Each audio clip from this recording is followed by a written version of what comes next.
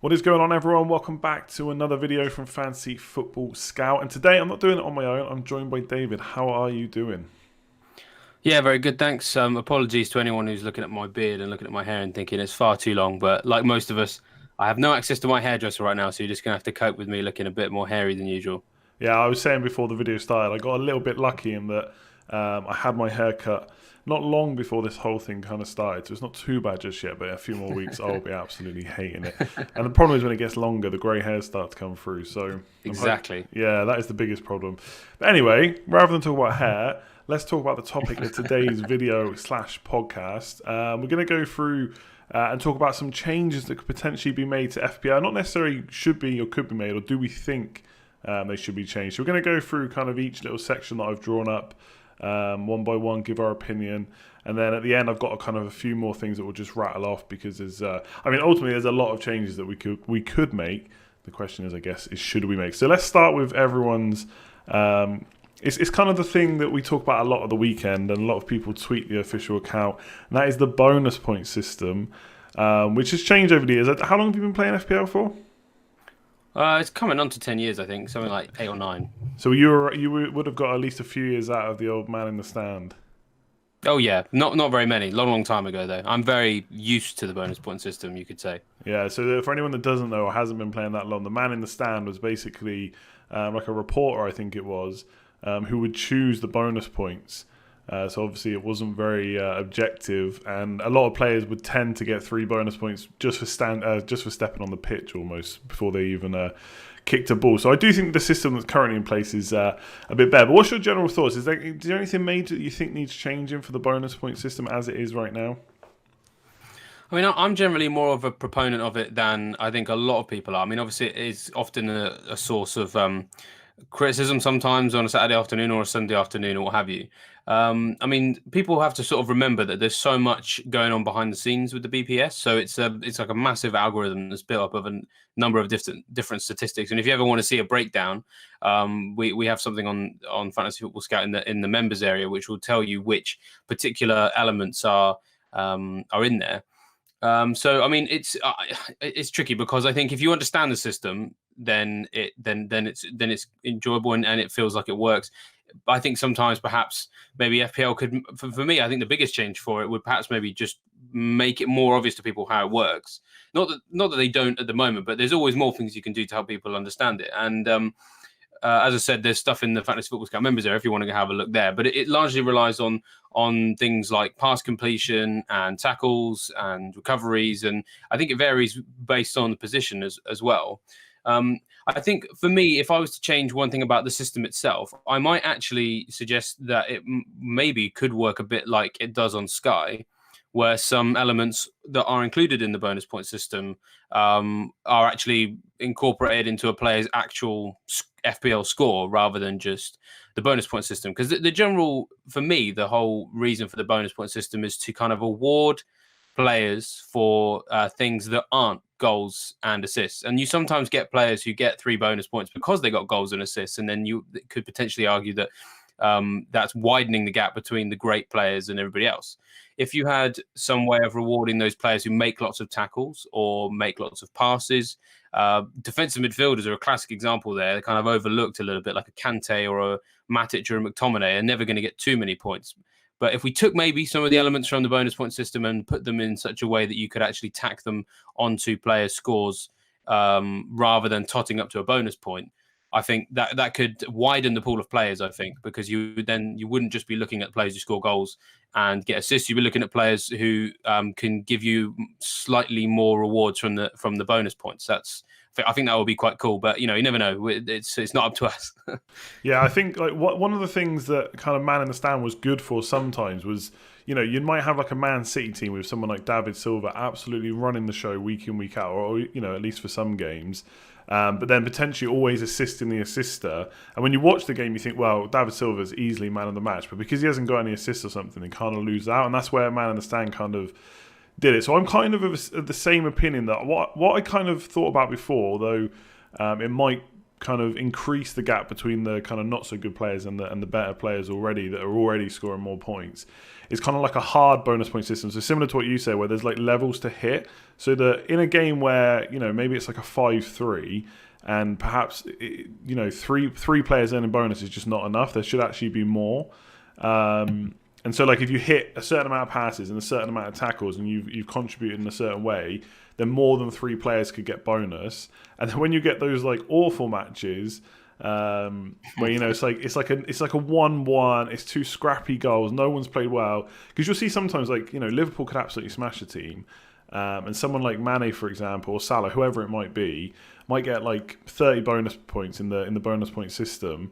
And because they're behind 3 other players, they don't get anything. Whereas someone in another match could get like 18 if it's a really awful match, and they come away with 3 bonus points. So I don't know what you think about that. Do you think like we should be giving out more bonus points? People do like points at the end of the day. Well, I mean, the season I've had, I'll take anything. So, from a very biased position, yes. No, I think generally speaking, that the most of the motivation behind well, a lot of the decisions that FPL tends to make in terms of points, which I'll come on to talk about when we talk about assists a little bit later, is to try and offer as many points as possible. Because you're right, if you want to keep encouraging people to play any kind of game, you want to not make it easy for people to succeed, but give them more avenues to do it. So yeah, I think that would be you know, a great idea. I mean, I must say, I think the way that FPL is right now is really, really great. So it's not like it's a game that needs fixing, but yeah, I think staying on top of some alternatives is always worth considering for those who run the game. Yeah, well, let's take 2 specific points then before we move on to the next bit from the bonus points. Especially one of these always gets brought up. One of them not so much, but I have seen a few people talking about it before. So one is, if a player gets a yellow card, they obviously get one point off of their total anyway, but they also get minus bonus points as well. So, you know, they could pick up a yellow card. It could be just an accidental challenge or, you know, a dodgy challenge in the first minute, but they go on and have a great game. And yes, they could recoup those 3 bonus points, but they're still going to lose them. So do you think that's fair? It's almost like getting, you know, doubly punished. You lose your point, and then you lose a little bit of your chance of getting more points, if that makes sense. Yeah, I mean, it is a tiny bit of a double jeopardy. I mean, I do understand it because part of the BPS will involve sort of fouls as well. And you know, -3 BPS as an actual overall total is not huge. So you know, and the thing is, if we're thinking that the bonus point system is rewarding players who've had a good game, um, you know, the whole player, let's say he's run the game quite well, and someone else ran it to a, like, let's be like David Silva and Bernardo Silva, great example there. Let's say they both had quite a similar game in terms of their passes, and they both assisted assisters, and they haven't really assisted. David Silva got booked, Bernardo Silva didn't. It would make sense for Bernardo Silva to still get more bonus, in my opinion. So I do understand it. Yeah, I think of it a bit like defenders maybe. Like you could get a yellow card and it not really affect the game in any way. It could just be on the halfway line or something. In fact, maybe you stopped a goal from pulling a player back or something on the halfway line, and then they all get a clean sheet. They all get a clean sheet, and then, you know, that one player's already lost a point for the yellow card, and then also is losing 3 bonus points. So yeah, I don't know about that one, double jeopardy. The other one that always gets brought up is shots off target. Should players be penalised for shooting a lot and missing a lot? What do you think? I mean, I understand losing some bonus from missing, because, you know, the best players miss less often, I suppose, as a general idea. Maybe if it was perhaps offset by slightly better rewards for shots on target. It's a tricky one because, you know, the 2 schools of thought are, if it's someone like Salah who shoots a lot in any game, you know, are they contributing to their team more because they're trying to make things happen versus, I mean, we remember Eden Hazard, who would have 1 shot. If he had 1 shot in a game, he'd 3 bonus points done and dusted. Vardy's another one. You know, it is a tricky one. I don't really know where the answer lies. I mean, like I said, I understand why there's a lot of concerns about some areas of the bonus points, but I generally think that the way it currently is, I don't feel like it makes the game more difficult to navigate or anything. So, I mean, that particular shot of target rule could change, but if it doesn't, I'm not gonna be too upset. Yeah, I don't necessarily think it should be completely changed because I get the idea you're kind of punishing attacking intent, but I feel like this is almost like the Salah rule. But it's because Salah got such a high score, but he kept missing out on bonus because of the amount of shots he had. And so it's a bit difficult if you just base it all around him. But you'll obviously have players. I remember back to when someone like Andros Townsend. It just feel like he would shoot from anywhere, and ultimately sky the ball. And if you've got someone that's just shooting from range all the time, yes, of course, one of those shots is going to go in, but it's not really helping the team by wasting all those chances. So I think there's a compromise there. Salah can be a massive possession sink for Liverpool sometimes. I still think he's a great player, but when you watch him live, actually the sheer number of his shots sometimes is a problem. Like, he's kind of in a, because you've only got to look at some of the data about the quality of his chances, and you'll see that Mane always gets ones of high quality. You'll see that Salah will snatch it quite a lot, and sometimes they go in because he's a world-class player, but sort of 60% of the time they don't. So really, you're absolutely right. You kind of have to start getting into this idea of what actually is attacking intent. And if the chance isn't a quality one, but the player's forced the shot rather than laying it off to someone who could have had an easier chance, then punishing them for that, then that seems fair enough. Yeah, I guess what I was going to say was the kind of compromise there might be that you kind of do -1 for every 2 shots off target or something like that. So you're still punished a little bit for. Well, I don't want to say you're punished for attacking intent. I'll word it in a different way. You're punished for wasting chances. Yeah, I think that's but you've got to waste a lot more chances. So you've got to have kind of 4 shots off target to get -2 bonus points. So yeah, I'm not completely against players losing points, but yeah, maybe an offset to that as well would be to give them points for shots on target. All right, so that's bonus points. Let's talk about another big favourite is the chips. And one thing I'll say on this before we get into it is I've put up Twitter polls quite a few times asking people what they think of the chips. And I think when you discuss it with people, like if I went onto Fantasy Football Scout right now and asked people to talk about the chips, I feel like a lot of people would say they don't like them. But whenever I do a poll, and obviously you don't know if everyone's answering what they really think, but every time I do it, it's always massively in favour of having chips. Or having more chips. So what people seem to say and what people vote for are slightly different. So I'll just say that to start with. But so I guess in general, what do you think of the chips? Like we've got 3 at the moment, or 4 I suppose if you include the classic wild card as well. Would you like to see more added, or do you think it's just right as it is? Well, I think you're absolutely bang on when you say that what you see people say on social media versus what they end up voting for.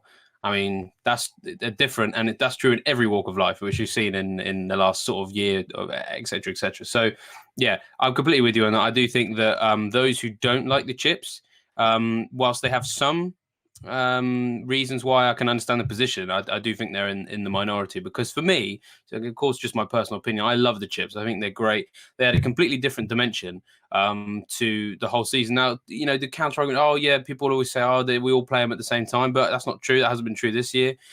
We all sort of had, a lot of us played various different types of chips in January. Some of us played them in December.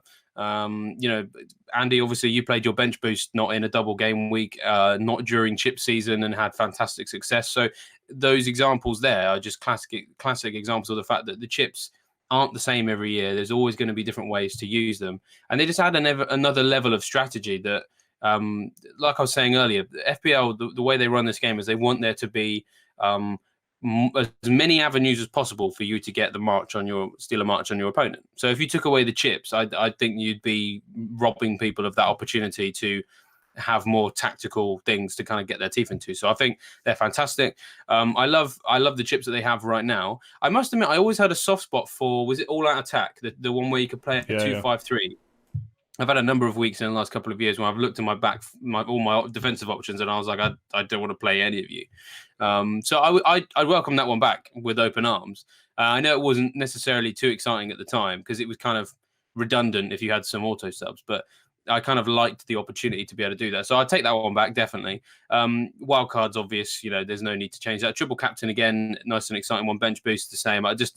For me, they're not broken, so don't try and fix them.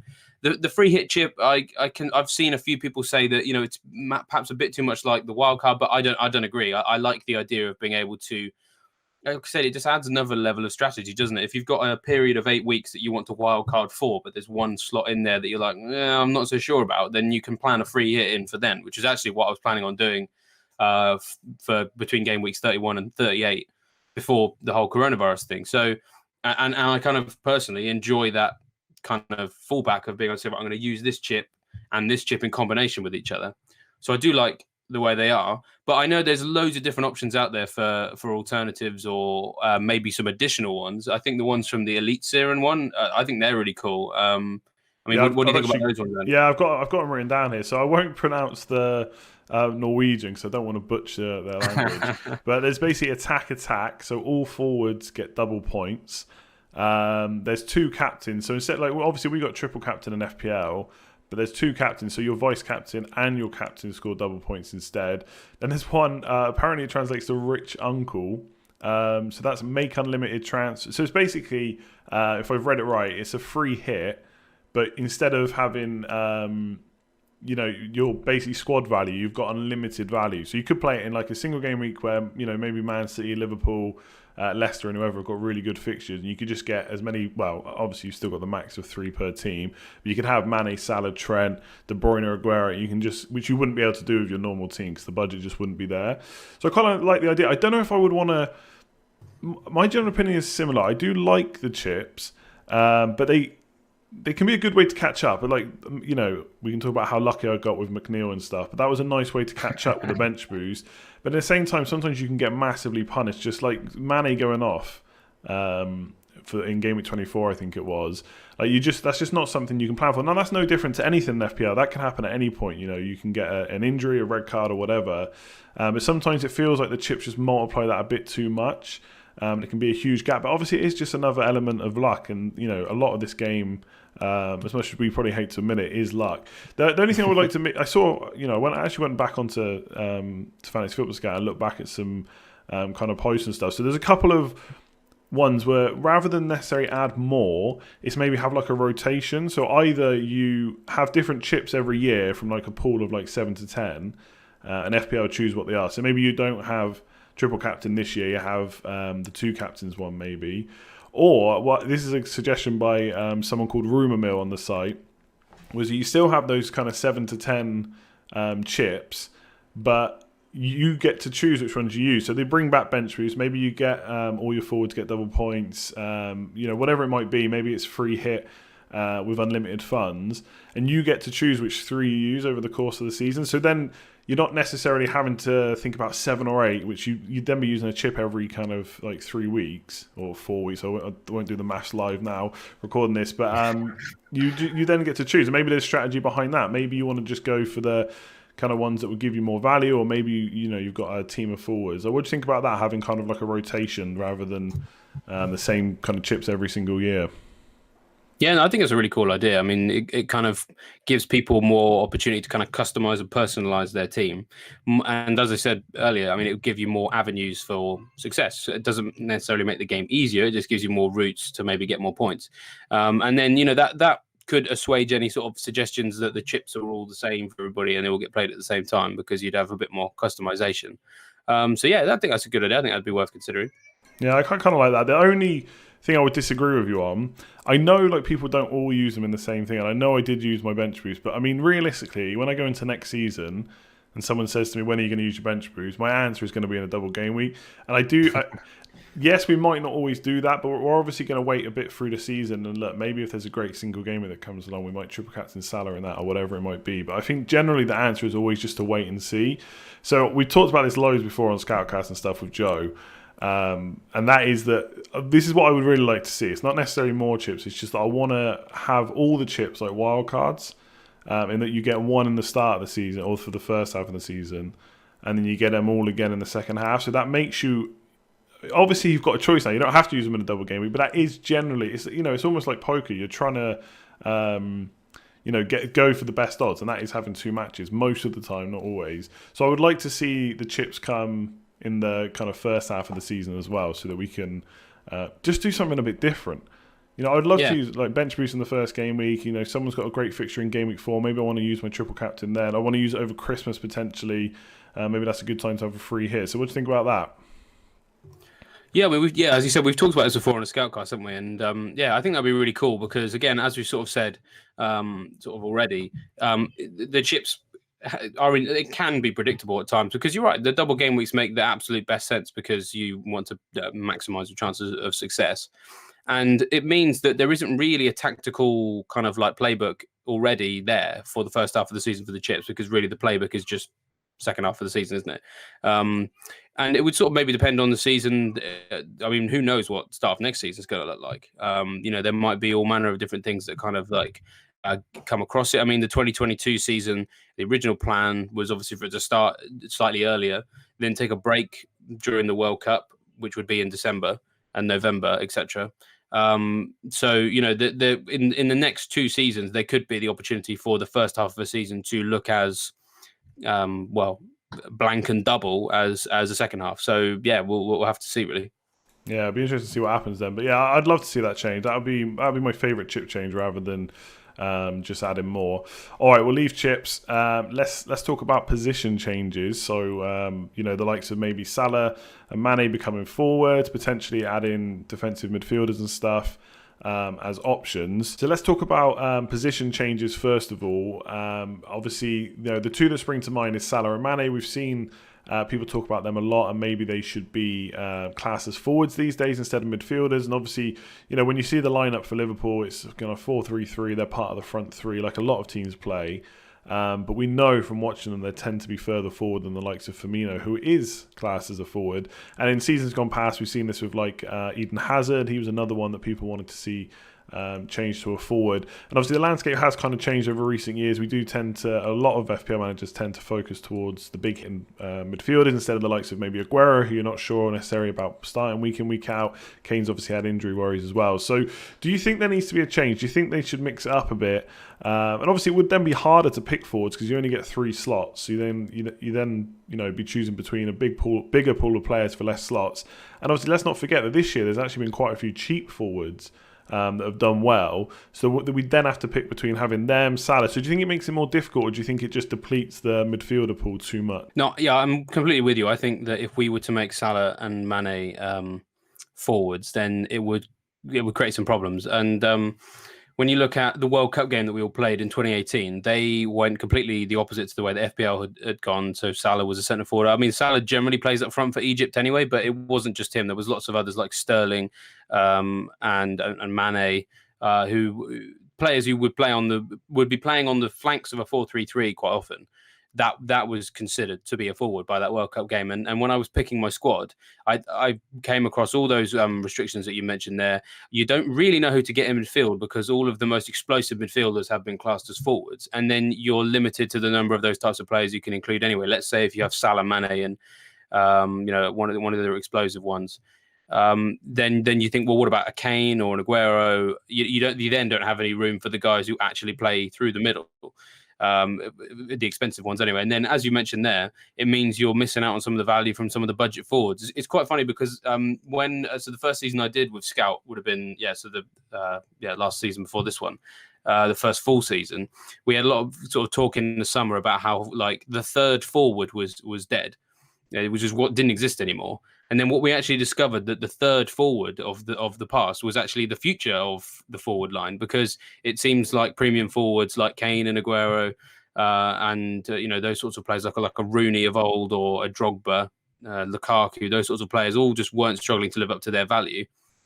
So I'm perfectly happy with a team structure that is very different to how it used to be, where you have a considerable number of premium midfielders who are sort of playing out of position, and then a range of strikers, a couple of 5 or 6 millions and maybe a 9 million. I'm quite happy with that structure, and I'm with you. I think if you put Salah into the forward line, I don't know who you'd pick it in midfield, because you couldn't just do Salah and Mane. You have to be consistent. You put Salah and Mane through that. You then probably got to put Sterling as a forward as well. You've got to put so many other teams. You probably have to put Pepe as a forward. You just go through the whole list. You probably have to put Grealish as a forward. You kind of open a massive can of worms, because if you put those wide players from a 4-3-3, you have to go through every other team and arguably do the same for all their players too. And once you've shifted out all of those explosive midfielders, you probably just be left with the Guendouzi. So, yeah, I don't necessarily think there's a massive problem with moving them to forwards and having less explosive options in midfield. It might be a little bit more boring, but I actually think it might add a bit more of a challenge about who to pick. Like if I try and think off the top of my head right now which midfielders I'd want if I couldn't choose the likes of Mane and Salah, then it probably would be quite difficult. But I guess that would provide like a different element. And it probably would make it a little bit more difficult, to be honest, because like you said, that you then have to be choosing between Mane, Salah, I should say, Aguero, Kane. Maybe the Vardys and Firmino slightly cheaper. Do you go? You got a forward spot for Liverpool, and let's not forget once they get moved to forwards, that's less bonus points in general. You have to make them slightly cheaper, in my opinion. Yeah, you maybe have to make them slightly cheaper, and also there's no clean sheet point, there's no extra point for the goal and stuff like that. So they would then become more in line with the forward. So maybe there is a harder choice then. Do you go for Mane or Salah, or do you go for Firmino or something like that? So I'm not necessarily against it. I think the biggest issue is what you kind of brought up, is where is the line drawn for when a midfielder who lines up as a winger.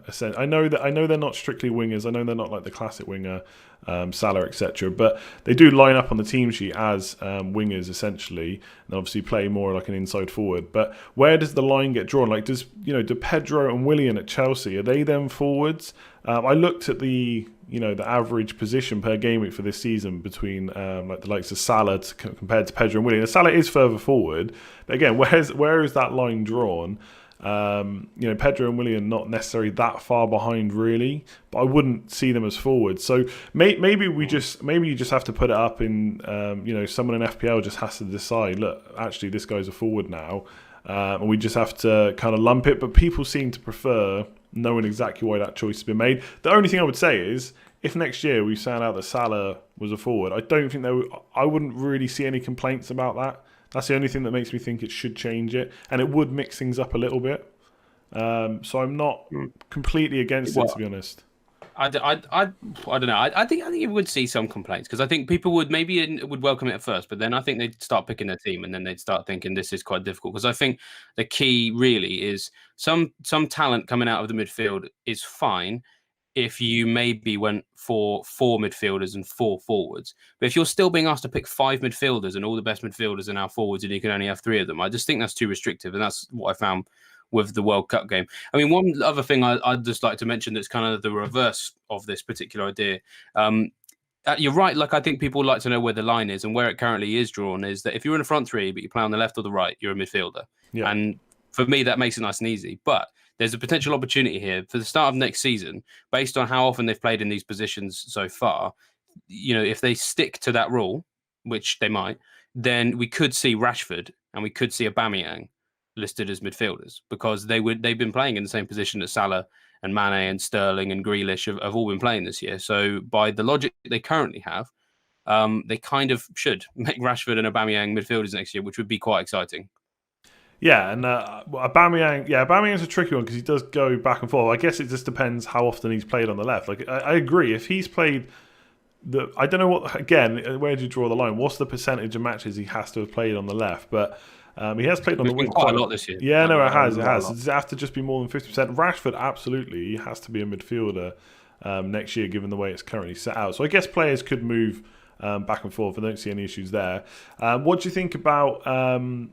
We kind of touched on it already, and it's basically bringing a bigger player pool by rewarding more things like tackle.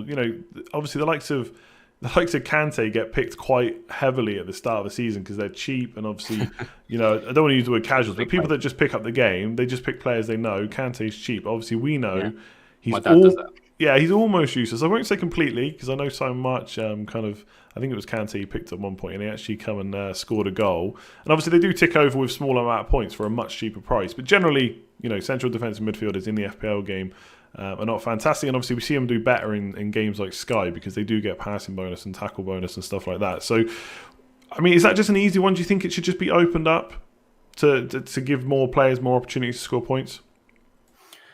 Yeah, possibly. I mean, I think with the defensive midfielders, I think some people have suggested in the past that you do a split within the midfield. So you are allowed 3 midfielders who sort of play on the wing, and you'd have a sub classification within midfielders, and then you'd have to have 2 defensive midfielders. But the question does then sort of like follow on from that, is how do those players actually get any points?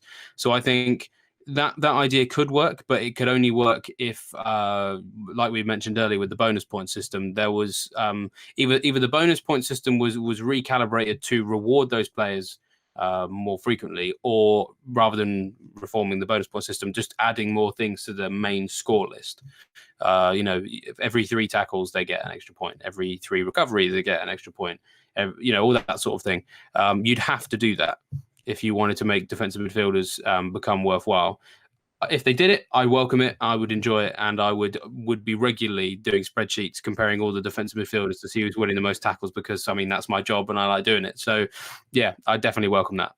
Yeah, I used to be against it because I just think I've never really played Sky. I've started it, but I've never kind of carried on with it. That's just me, not having the patience to play 2 games, I guess. But I used to be against it because it's kind of boring. Like when I watch a game, we've all sat down to watch like Burnley versus Crystal Palace because we've got like an attacker in our team.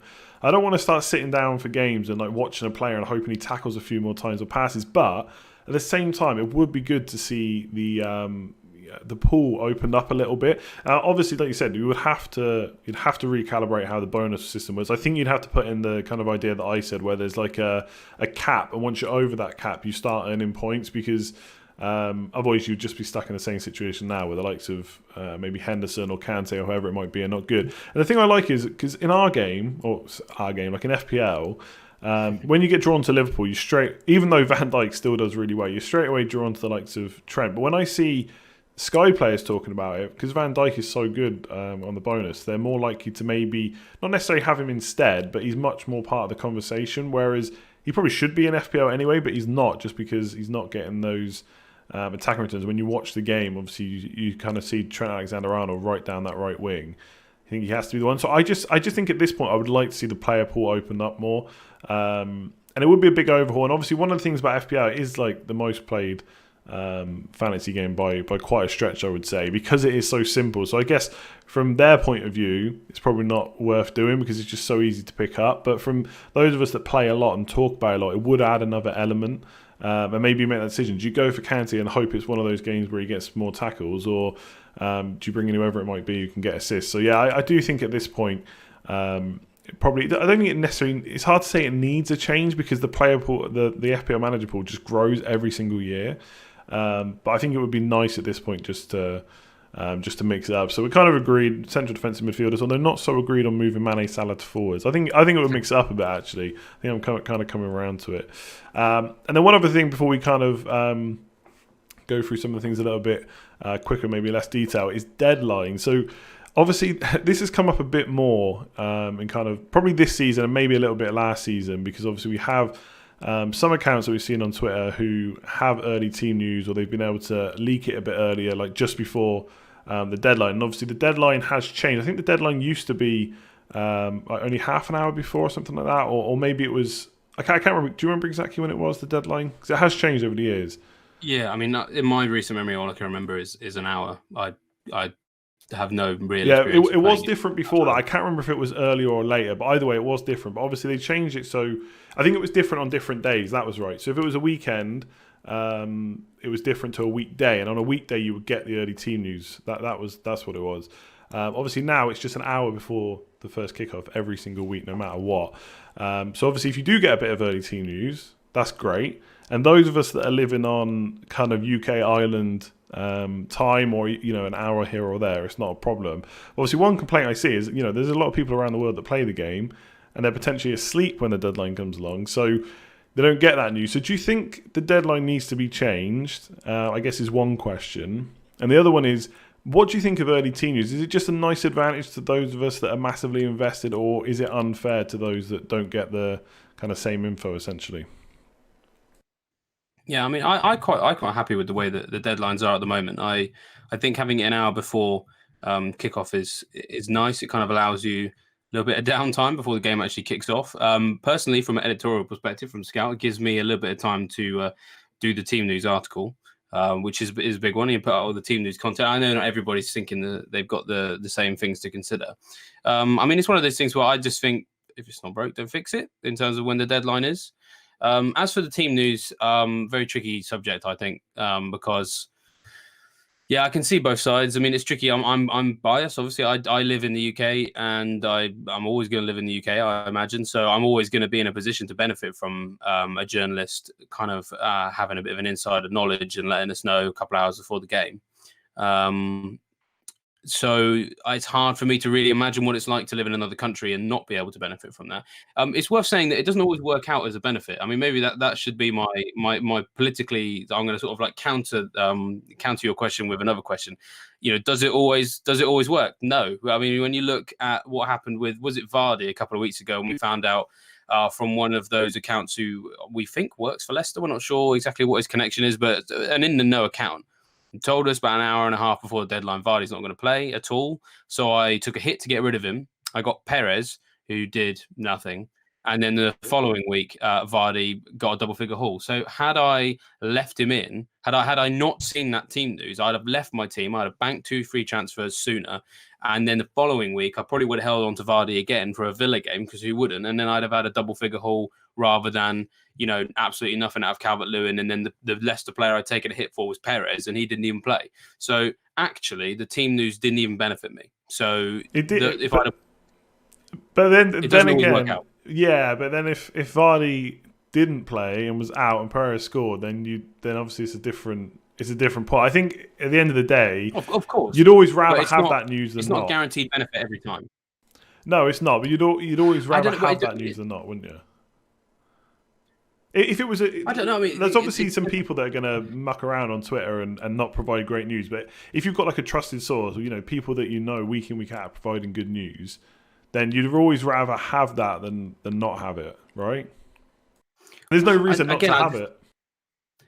I suppose. I mean, let's think of another example. I think there was Ings not playing. There was one time Ings didn't start, but then he scored off the bench. So if you'd have not known that information and you left him in your team, you got the points. And if you sold him, you didn't. So the whole point is that team news is not, or you can't guarantee that knowing that information will actually benefit your team, because at the end of the day, what you're looking for is more points. And sometimes knowing that information can be a stumbling block to that point, because it's short-term information. You've been told this player is going to miss one game, but you have to think in a matter of weeks for FPL.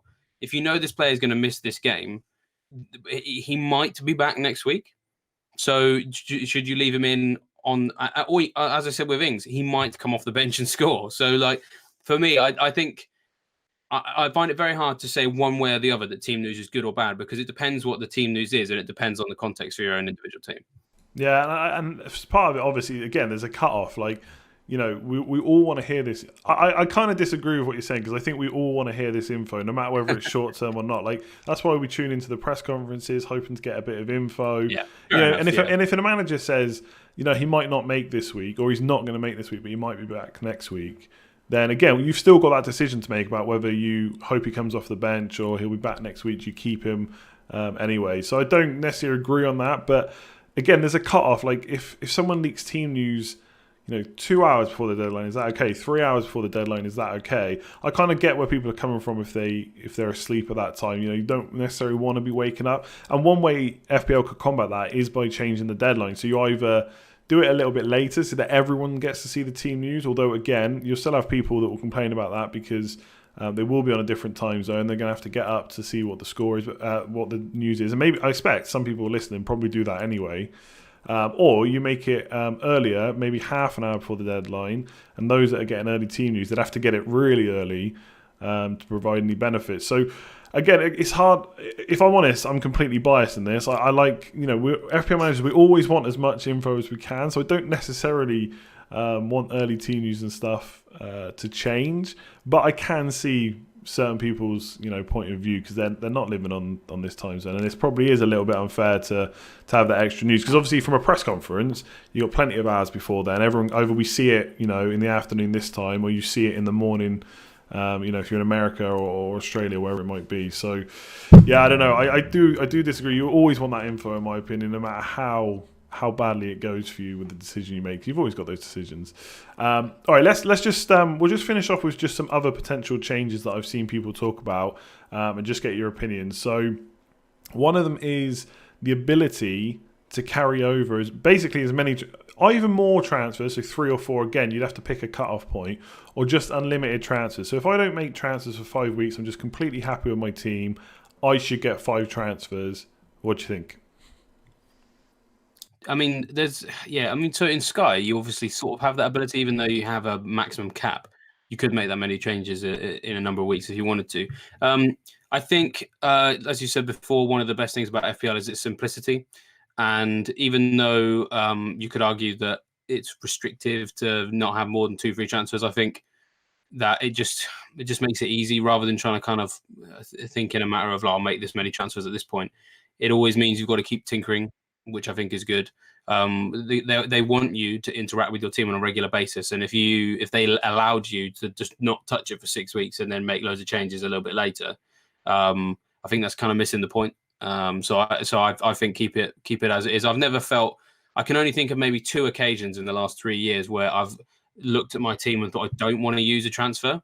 And then in the end, actually, the changes I made benefited me long term. I kind of made a luxury transfer. I changed someone on the bench who, in a couple of weeks later, I was able to sub in for a goal. It was a goalkeeper substitution, and they saved the penalty and had a good run of fixtures and what have you. So I'm happy with the way that is.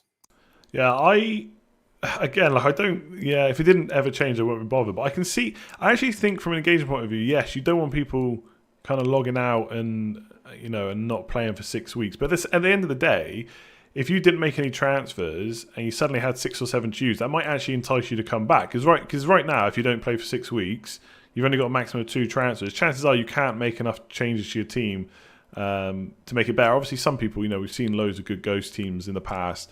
But it doesn't usually happen like that. You'll get injuries or players go out of form, whatever. If you could come back and suddenly have 6 or 7 transfers, that might entice you back in to try and get back. I kind of have the opinion that I actually quite like that idea.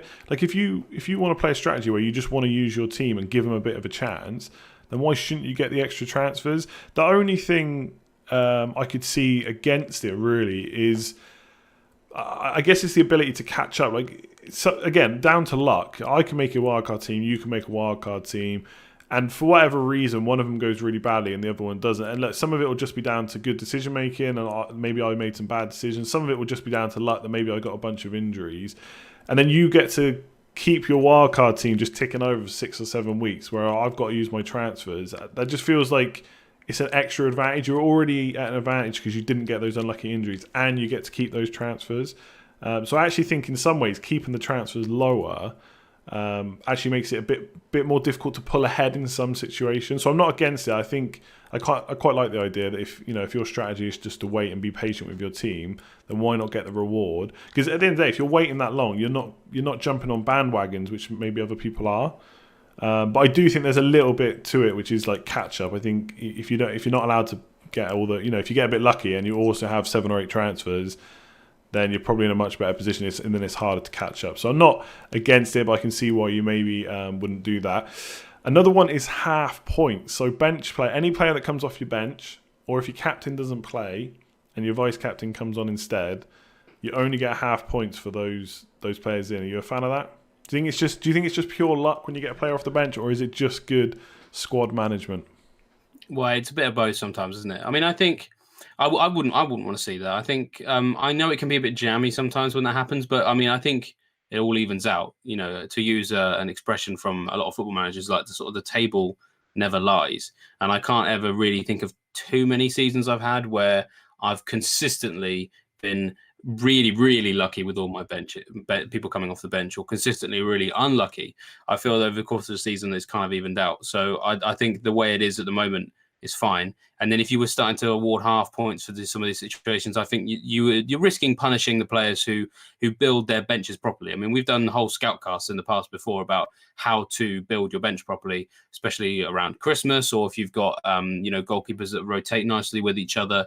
I mean, using like some players as an example, like sometimes the casual players will go and find someone really cheap who doesn't play, but if we've spent an extra 0.2 or 0.3 to get the guy that actually does still play, and then you should be getting points to those players, because most of the time you're getting someone come off your bench who to get some points. It's because you chose them to be a good bench option, because there are good bench options and there are bad bench options. So if those two categories exist, then punishing those who are able to identify the good ones just seems counterintuitive to me. Yeah, I kind of agree with this one. I don't like the half points thing. Like, again, like if we put everything down to luck, we wouldn't even be discussing anything. We'd just say, well, it's all down to luck anyway. But Yeah. obviously that does happen. You do get jammy. There's a player you really think is going to play, and then suddenly, and again, this is where early team news comes in. You don't get that early team news, and actually, the manager didn't mention in the press conference, and they're injured. Like if someone gets a bit jammy in that situation and they get a player off the bench, then kind of so be it. I think, like you said, you make your bench.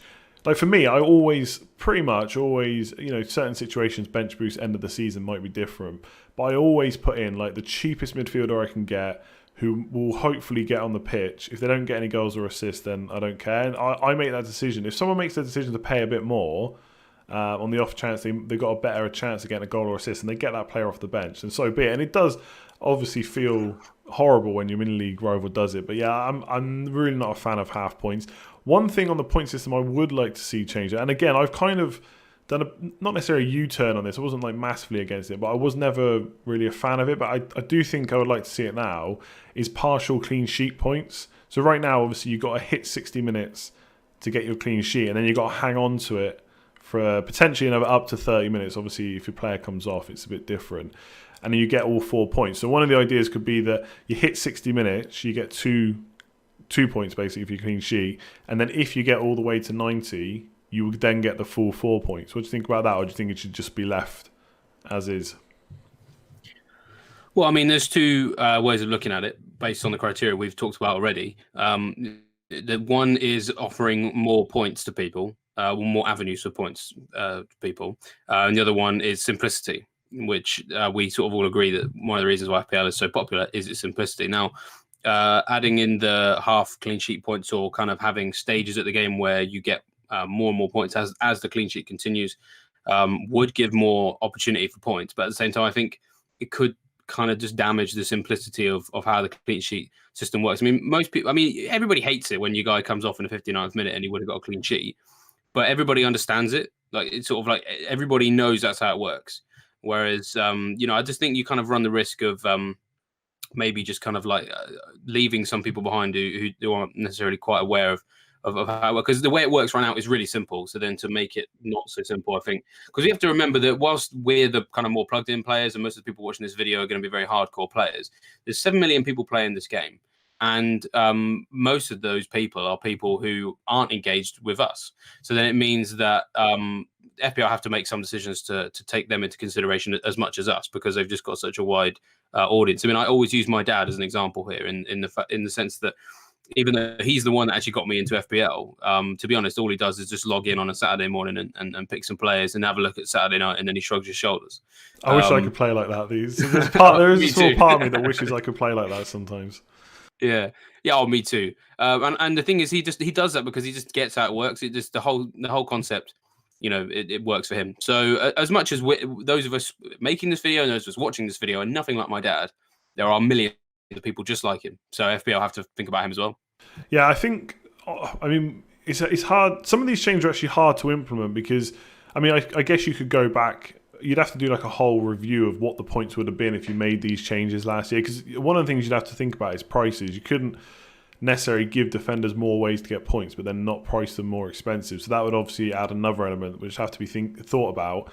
I quite like this idea because if you've got an attacker that plays 90 minutes, without trying to be too cliche, it only takes a second to score a goal, right? So at any point, they can get like if it's a forward, they can get 4 points for their goal. Whereas if someone, and again, obviously, if you put it to 60 minutes to get 2 points, then people would still be frustrated at 59 or whatever. But if you get 89 minutes and you've got a clean sheet, and then you lose it in the last minute, it just doesn't necessarily feel right to lose all 4 of their points. Like that player has then done a great job for 89 minutes and then gets punished at the end. Now, you could just say, well, they have not done their job in that last minute. But I think that's a nice compromise to, a bit like the shots off target thing, that maybe you have 2 shots for every point lost. You get 2 points for that clean sheet then. So you're not giving them the full whack for not doing their job for the whole minute, but they've still had to do it for at least 60 minutes. So still not a fan? Still can't get you in for partial clean sheets? I mean, I think if the player base was more like me and you, let's go for it. That sounds really cool. Like I'd happily go for something. Like I said, the model that they use for Sky is one I quite like. I just like you. I don't really have time to play it. I just think the wider audience, it might just, I don't know. I just think it wouldn't work for them. I think, like I said, even I enjoy the simplicity of FPL at times. So I think on that one I'd probably pass, but it's just my opinion. All right. Well, let's do one last one, which is a bit of a similar one. Let's forget about the casual player or what FPL are thinking about from simplicity. This is just whether you would like this change, right? So obviously in FPL we just pick one captain for the week and that is it. Again, it's nice and simple. But in other games like Sky, you get to pick a captain every day basically. So if there's a game on Friday, Saturday, Sunday, and Monday, you could potentially have 4 captains as long as you had obviously a player in your squad that's playing in those games. And obviously that adds another layer of strategy, of kind of thinking about which players you got to have in your team to cover the most amount of days. So that's one option. Or you could just do more like a gamble option where if you're not happy with your captain's points, you can switch it to your vice captain. Now, obviously, a lot of people, the first thought that a lot of people have is, well, my captain scored 2 points. Of course, I'm going to swap it. And yes, of course you would. And obviously strategy is there to have a good vice captain or maybe a vice captain in a different game. But then you get to the stage where maybe your captain's only scored 1 goal. They've got 1 bonus point. They're on 7 points. It's a forward. Do you then take the gamble to get more points than that? And obviously that again would add another, maybe it's just adding too much luck, but it would add another kind of bit of a strategy. And obviously, those of us that maybe like to have a gamble, maybe you go for the 10 plus haul. Maybe, you've got Salah coming up against, I don't know, Burnley at home, Bournemouth at home, whatever it might be.